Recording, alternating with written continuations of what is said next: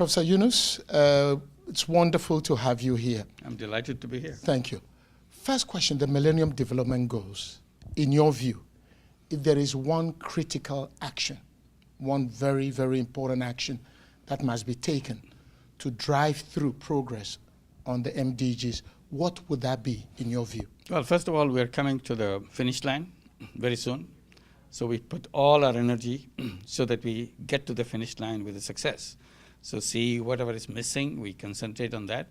This is a great news for the whole world that MDG would be achieved by many, many countries, and some will come very narrowly close to it.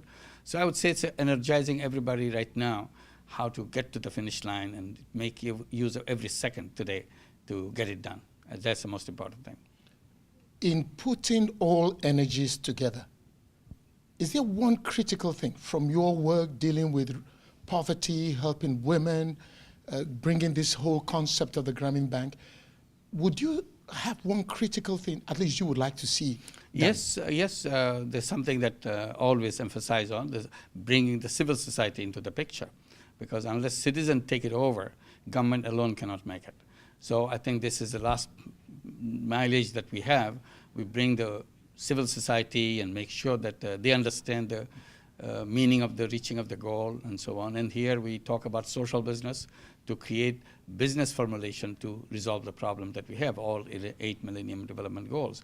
For example, Bangladesh has achieved Millennium Development Goal number 1 to reach the half of the poor people to get out of poverty. That has been done, achieved already in 2013. And we are looking forward to see all 8 goals achieved by the year end of 2015.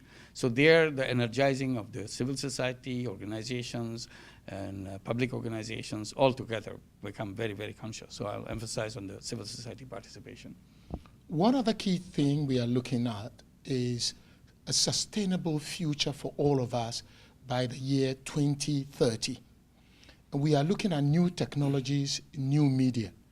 In your practice, in all your excellent work that you've been recognized for all around the world, how do you think new technologies and new media can be used to create solutions that will help us achieve a sustainable future by the year 2030? The year of 2030 will be amazingly different than the year of 2013, that we know. Things will happen beyond our imagination, beyond what we see today. So let's get prepared for that. And we have to let that happen in the way we feel happy, that amazing things happen to our liking, not our disliking. It will happen anyway, but it's our choice to make it happen the way we would like to happen. So I would say 2030 would be creating a world where nobody will be a poor person. Today in 2015, we say half the poverty will be done. Finish. But 2030 is not half anymore. It's 100% of the poverty, particularly extreme poverty, will be done with. That we must achieve. This is one. And by 2013, we should create a world where nobody in the world will remain unemployed. The word unemployment will be banished from our language. It will not exist. It will not make any sense. People will not even understand what does it mean by being an unemployed person, because there's nothing wrong in human being. Human being is packed with unlimited potential, unlimited creative capacity. How can that individual person be unemployed? So we will be banishing that name or term by the year 2030. You have, Professor Yunus, you have a strong conviction that unemployment, joblessness, can be eliminated altogether. Absolutely, because there's nothing wrong with human being. So when something is not wrong with human being, something is wrong in the way we are dealing with businesses and things like that. So we will be creating a new structure for us so that everybody will be participating and contributing in the world and bringing their own creative power, own initiatives, and having a much happy world than we have today. And it will be a world where everybody will be able to unleash their own energy. And that's what the most critical part of 2030. That's the direction we should be taking right now.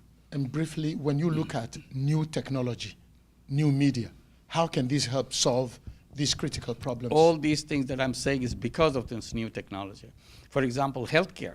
Healthcare will be totally changed by 2030 because nobody has to go to a hospital for healthcare, no clinic for healthcare, not physically to appear before the doctor in healthcare.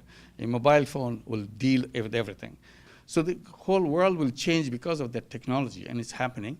My question is, it will happen anyway. Would it happen the way we would like to have? That's our challenge. What is it that we want to see? What is our imagination? So we have to imagine that world, so that if we imagine, that world can happen. If you don't imagine, that will not happen. Professor Muhammad Yunus, founder of the Grameen Bank, from Bangladesh, as they would say in Bangladesh, in Bengali, I believe, Dhanyabad. We thank you. Thank you. Dhanyabad to you too. Thank you. Thanks a lot.